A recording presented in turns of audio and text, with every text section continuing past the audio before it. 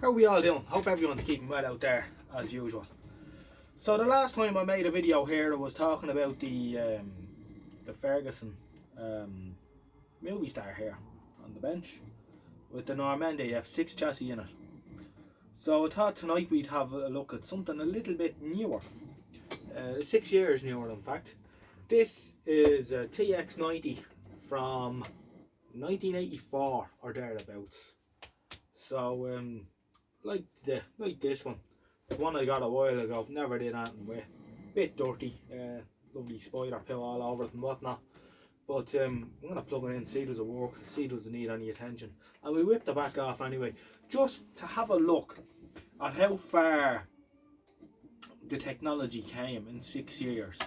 Now this is 1978, and it's fitted with Toshiba inline black stripe tube, and you just think this is only 3 years after the likes of the Philips G8, the Thorn 3500, the Bosch AA23. So this is how far they had come in that short space of time. So let's it'd be interesting to turn the two of them around with the back off and see how far that went in the space of 6 years when this one was made. Anyway, the first things first, as we do here, we plug it in, see if it works or not, and then we go from there. So that's what I'll do.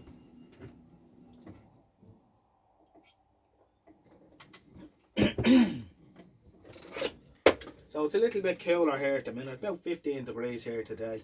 Few clouds, starting to get a bit overcast again. You know, sort of normal Irish weather that we're used to here. But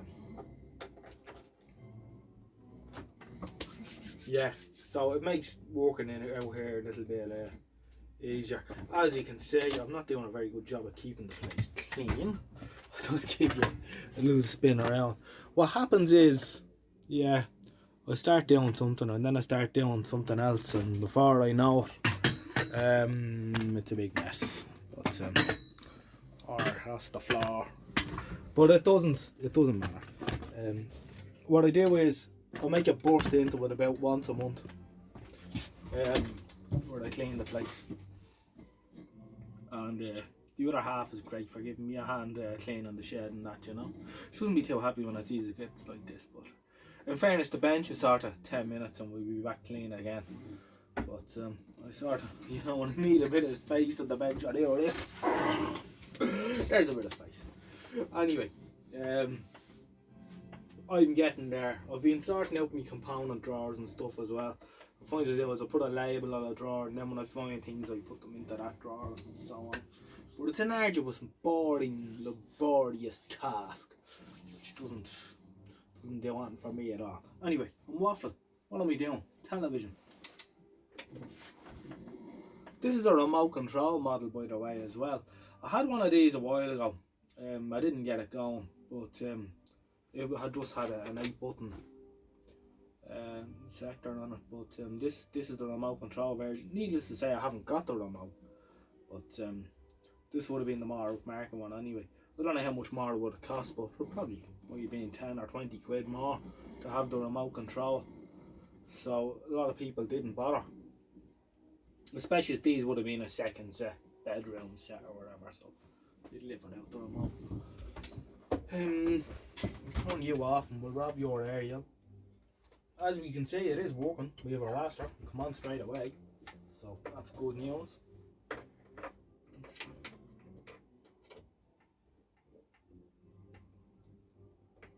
Get that in there. There we go. Alright, so we open up the little door. And one of the things I noticed was, I'll bring in the camera for closer inspection.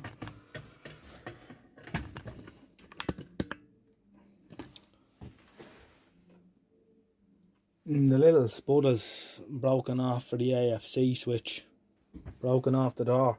Although I should be lucky that I have the door at all. Count myself lucky, because usually the doors are usually missing on these sets. It seems to be the one thing that goes missing on all old sets is the door. Anyway, and tuning with this is very easy. Just up, down and hit the memory switch. Program button is sequential channel changing, so you have to you know. If you're at 1 and you want to go to 16, well, you have to stick it out. Anyway, 1. Right, band switch. This is interesting for my UK friends in the UK, because they only had UHF tuners in their sets, because there's no 625 line service on VHF, except for in blocks of flats or whatever, where they would have had a separate up converter. This has band switch here, and you can see the little LEDs lighting up. So we're on UHF to I'm on 500 megahertz. So you just press the tuning button up or down, and it very, very, very slowly scans through the band. Oh, come back. Right, I'll shove in the spud to lock the AFC. Don't win. Oh, that's worse.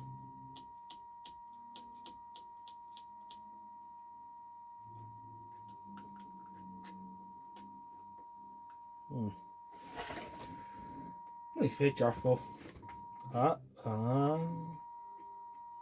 we've a dodgy area connector on the back anyway. Right, shall we get the... Ooh. Alright. We'll plug it out, whip the back off, and we'll have a look at that anyway. And then we can compare the two televisions side by side. Which one did I plug out? What did I plug out? Television off. Right.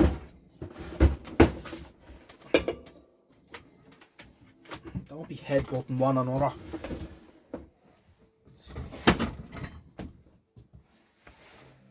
Phillips screwdriver.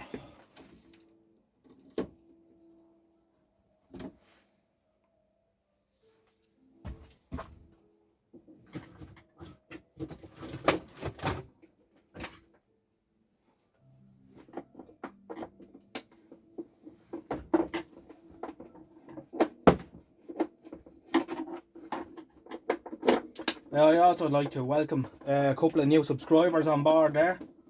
I'm up to 370 something. So welcome aboard, and hope I don't bore you too much. Just like to do a bit of fluting around here in the workshop. That's what it's all about. And it's only a bit of fun. Never take it too seriously. It's a hobby.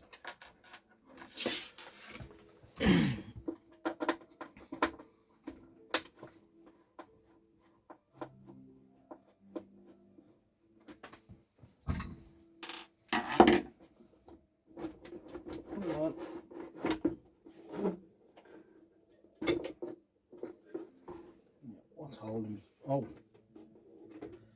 the aerial's stuck. I'll give you a look at this real quick. Excuse me.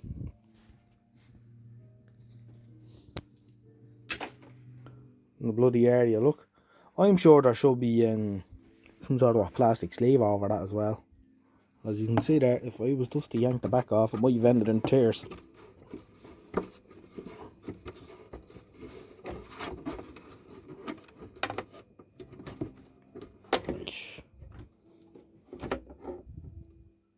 Right, we're free. And I can see the problem here straight away. That's a common problem that John used to get in the shop. People will be changing over from their PlayStation to their TV aerial and what have you all the time, and this will get broken, and that's exactly what's happened there. I used to try and solder them up, and that's what I'll try and do now.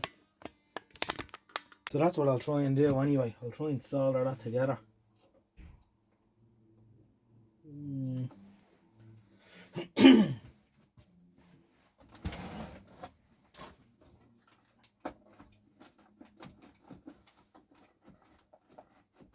And there's one screw that holds the chassis in, that's right. So maybe I don't need to pull it. No, we do it in place. I need that to go back in.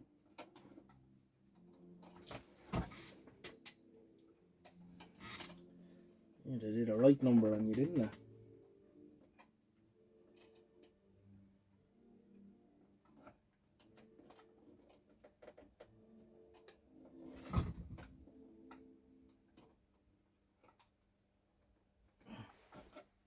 Yeah, I think that'll be alright if I can just get bang a bit of solder on it. And we'll see.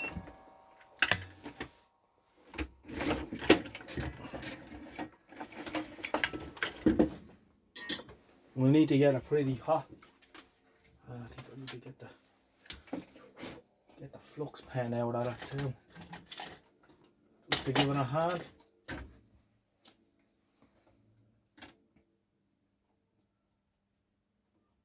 This is one of the little jobs that John used to let me do in the shop when I was a nipper. I love soldering. I didn't know what I was soldering, but I love doing it. So we go for full heat here.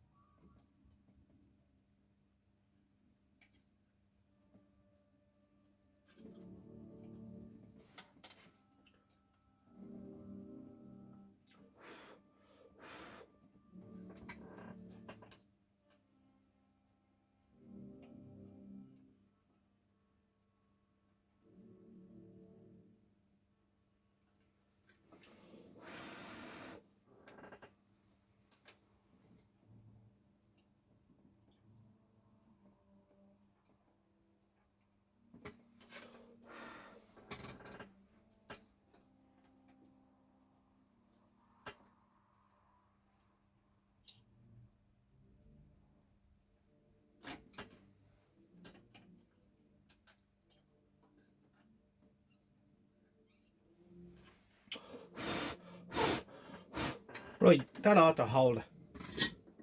And what we'll do is I'm after blowing dust out of it all over the kip. It's the worst thing. Usually, the first thing I should do with all these sets is hoover them out. Stop that happening. Yeah. Anyway, okie dokie. I'll give you a good look at that now. And hope it passes inspection. Come on, focus. And a little blob underneath as well. Not the hole. So that was the weak point on a lot of those. That and slightly later on then was dry joints and SCART connections. Brought in quite a lot of business to John's shop as well. So we'll spin it around. Oh, the other thing is I don't think I hit memory when I tuned it in, so I might have to go through all that again as well. Let's plug you in.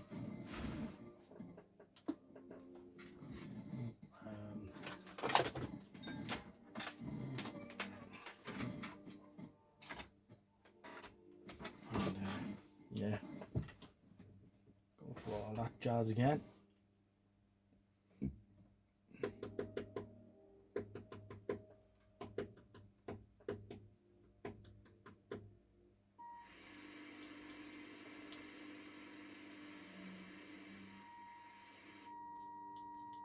It's still a bit noisy. I think we're gonna have to open it up and have a look at the inside. The center connect, yeah. I think the center connector's broke as well. Alright, not to worry. Not to worry. We have to open this up and form the operation, yeah? The screw.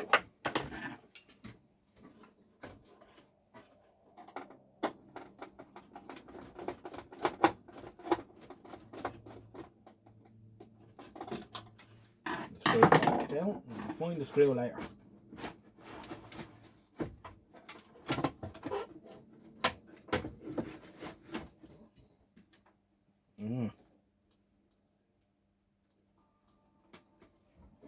Now, let's pop off the cover off the tuner.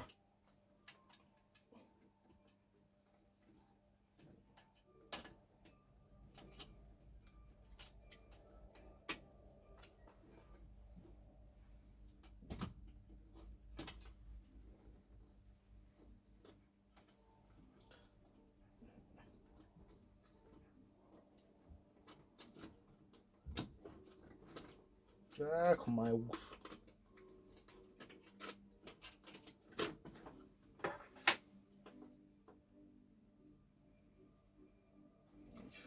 And the other way.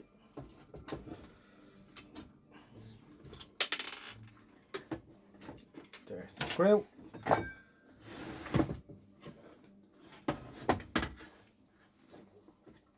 Doopy, doopy, doopy.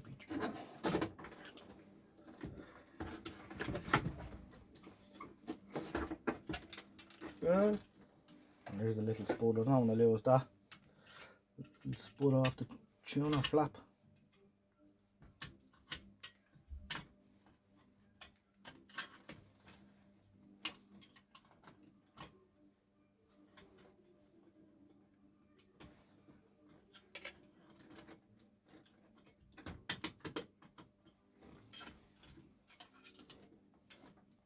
One must ask, would it be easier just to take the tuner out to do this? Sorry you didn't keep that other one now. Take the tube base off as well. So you're probably getting a lot of my arm in this.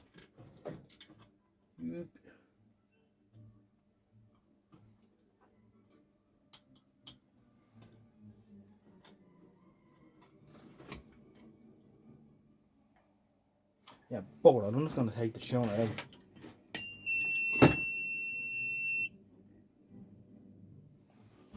It'd be the easiest thing to do.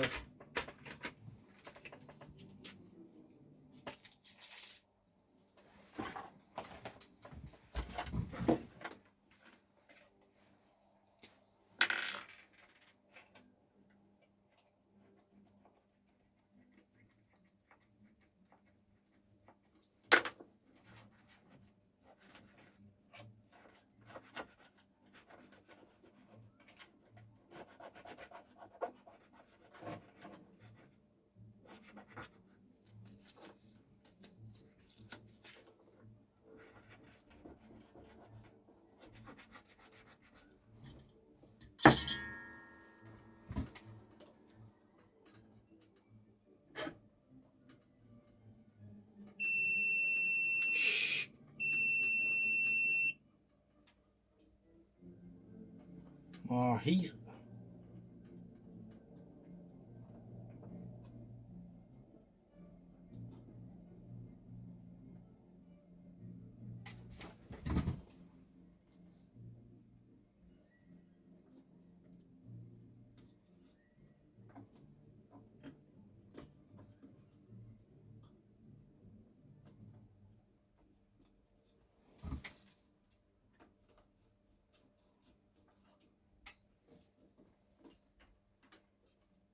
This is going to take a while. I'll tell you what I'll do. I'll pause here and you'll see me when I have the tuner on the bench. Right, tuner is on the bench. So what I'm going to do is, now that I have it out and it's a bit easier to get it, I'm going to put the bead of solder all the way around the collar. And then I'm just going to hit here with a bit as well. And tighten up the centre connector. You can see a crack here. So I think that's just a bit of a dry joint there. So we'll give it a go anyway. So we'll do this first. Put the extra bit of flux on.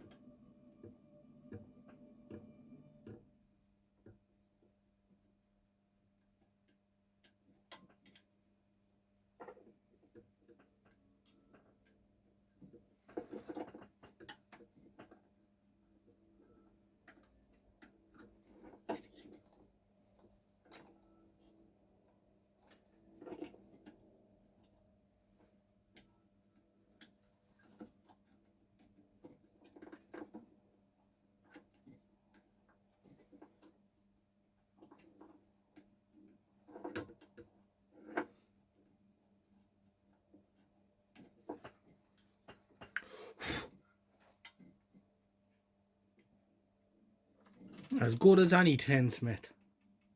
Lovely. Turn it down a bit.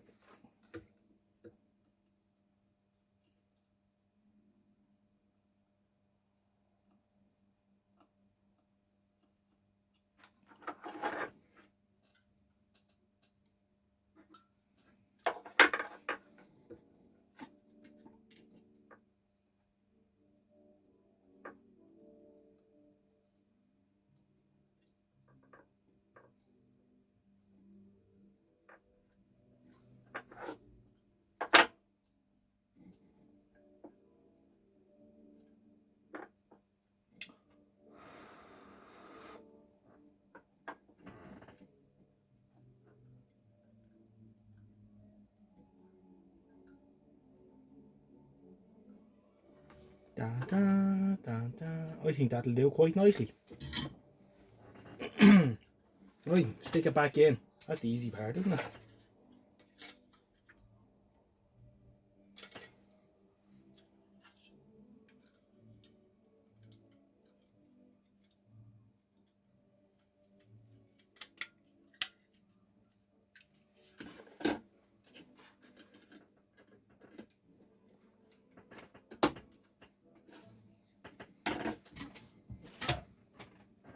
I'll wipe the dust off with a rag as well when we're at it. There, nice and clean.